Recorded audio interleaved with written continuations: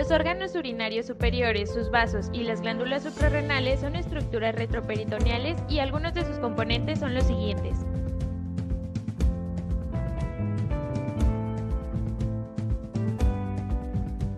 Los riñones. Estos se sitúan en la pared posterior del abdomen, uno a cada lado de la columna vertebral, al nivel de la 12ª vértebra torácica y de la tercera lumbar. Algunas de sus características físicas son las siguientes.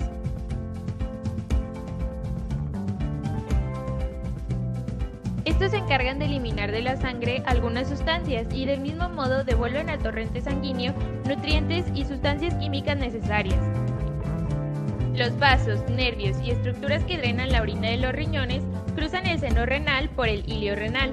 Las porciones superiores de los riñones se sitúan profundas respecto a las costillas 11ª y 12ª, y las caras posteriores se relacionan con el diafragma, que los separa de las cavidades pleurales y el 12º par de costillas. En el ilio, la vena renal es anterior a la arteria renal, que a su vez es anterior a la pelvis renal. El seno renal se encuentra ocupado por la pelvis, cálices, vasos y nervios renales e incluso una cantidad variable de grasa. La pelvis renal es la expansión aplanada del extremo superior del uréter. Esta pelvis recibe 2 o 3 cálices mayores y cada uno de estos se va a dividir en 2 o 3 cálices menores. Estos cálices están indentados por una papila renal. El hígado, el duodeno y el colon ascendente son anteriores al riñón derecho, mientras que el riñón izquierdo se relaciona con el estómago, vaso, páncreas, yeyuno y el colon descendente.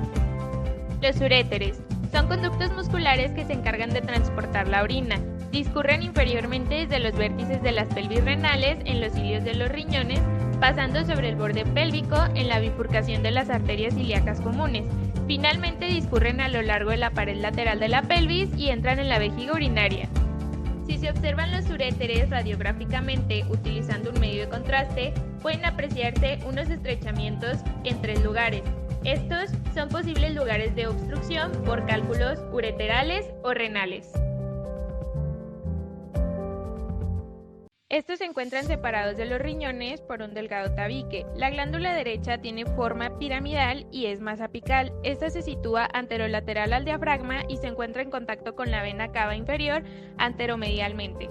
La glándula izquierda es de forma semilunar y está relacionada con algunos órganos. Las glándulas suprarrenales tienen 2 partes, la corteza y la médula suprarrenal.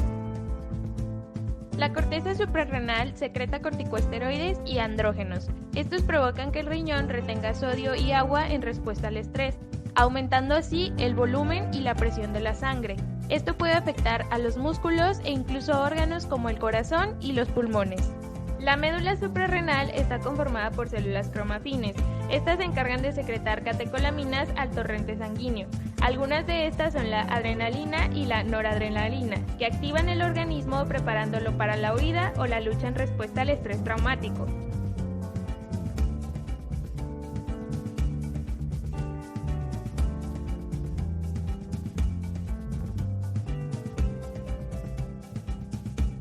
Las arterias renales se originan a nivel del disco intervertebral entre las vértebras lumbares primera y segunda.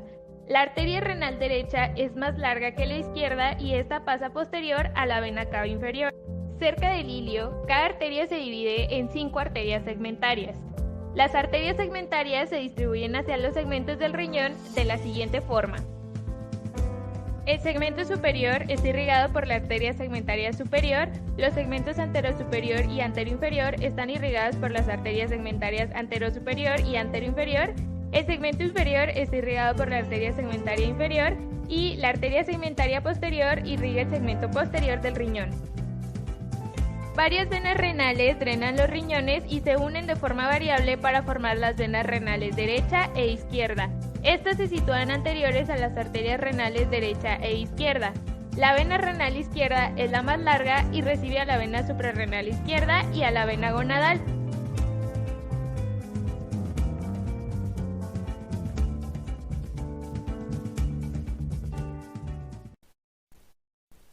De las arterias renales van a nacer las siguientes ramas. Estas se aproximan a los uréteres medialmente y se dividen en ramas tanto ascendentes como descendentes. Las venas que drenan la porción abdominal de los uréteres drenan en las venas renales y gonadales, que son testiculares u ováricas. Las arterias suprarrenales proceden de diferentes fuentes. Primeramente están las arterias suprarrenales superiores, que estas derivan de las arterias frénicas inferiores. Después, las arterias suprarrenales medias derivan de la aorta abdominal y por último, las arterias suprarrenales inferiores, que estas derivan de las arterias renales. El drenaje venoso de la glándula suprarrenal se realiza en la vena suprarrenal, tanto derecha como izquierda. Primeramente, la vena suprarrenal derecha es corta y drena en la vena cava inferior, mientras que la vena suprarrenal izquierda se une a la vena frénica inferior y desemboca en la vena renal izquierda.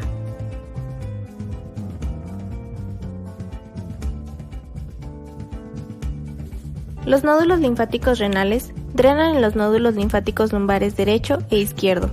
Los vasos linfáticos de la porción media del uréter drenan en los nódulos linfáticos ilíacos comunes, mientras que los vasos de su porción inferior drenan en los nódulos linfáticos ilíacos comunes tanto externos como internos.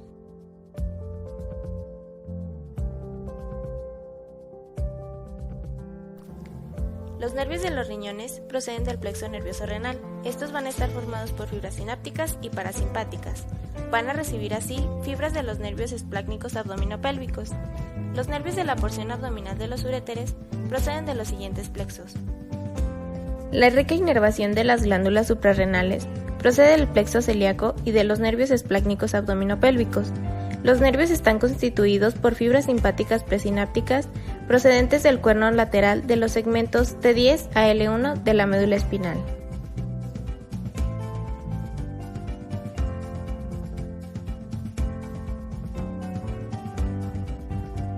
A menudo, los riñones no son palpables. El riñón derecho puede palparse porque se encuentra 1 o 2 centímetros inferior al izquierdo. Para palpar los riñones hay que presionar en el flanco donde se encuentran, entre la 11ª y la 12ª costilla. El riñón izquierdo no suele ser palpable, a no ser que esté aumentado de tamaño. Absceso perinéfrico. Las inserciones de la fascia renal determinan la vía de extensión de un absceso perinéfrico, así como también impiden la diseminación del pus hacia el lado contralateral. El pus de un absceso puede abrirse camino hacia la pelvis entre las hojas anterior y posterior de la fascia pélvica, que éstas están unidas laxamente. Nefroptosis. La nefroptosis es la movilidad excesiva de un riñón. Cuando los riñones descienden, las glándulas suprarrenales se mantienen en su sitio, ya que éstas están situadas en un compartimento facial separado y están firmemente insertadas en el diafragma. Esta se considera una intervención para el tratamiento de casos seleccionados de insuficiencia renal crónica. El lugar donde se realiza el trasplante renal es en la fosa ilíaca de la pelvis mayor. La arteria y las venas renales se unen a la arteria y las venas ilíacas externas. El uréter se sutura con la vejiga urinaria. Estos pueden ser únicos o múltiples. Se pueden encontrar tanto en estudios ecográficos y en la disección de los cadáveres. La enfermedad poliquística renal en el adulto se hereda por un rasgo autosómico dominante.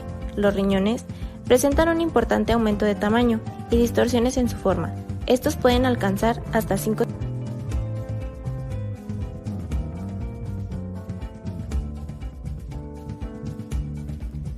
Vasos renales accesorios.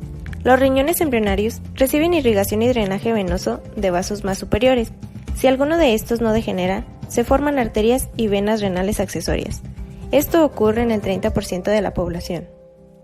Cuando la vena renal izquierda cruza la línea media para alcanzar la vena cava inferior, esta atraviesa un ángulo entre la arteria mesentérica superior anteriormente y la aorta abdominal posteriormente. La tracción hacia abajo de la arteria mesentérica superior puede comprimir la vena renal izquierda y causar este síndrome. A menudo puede incluir proteinuria y hematuria. Un ejemplo de estos es la pelvis renal y uréteres bífidos. Estos se deben a la división del divertículo metafrénico. La pelvis renal bífida o uréter bífido pueden ser bilaterales o unilaterales. La división incompleta del divertículo metafrénico se traduce a un uréter bífido. La división completa tiene como resultado a un riñón supernumerario. Uno de los ejemplos es el uréter retrócavo. Esta es una anomalía en la cual el uréter, tras salir del riñón, pasa por detrás de la vena cava inferior. En la pelvis embrionaria, los riñones están muy juntos, En uno de cada 600 fetos, los polos inferiores se fusionan formando un riñón en herradura, y este se sitúa en las vértebras L3 a L5. Los cálculos renales están formados por sales orgánicos e inorgánicos. Pueden formarse en las cálices, los uréteres o la vejiga urinaria. Estos pueden pasar desde el riñón a la pelvis renal y desde ahí al uréter. Estos pueden causar la obstrucción completa del flujo urinario.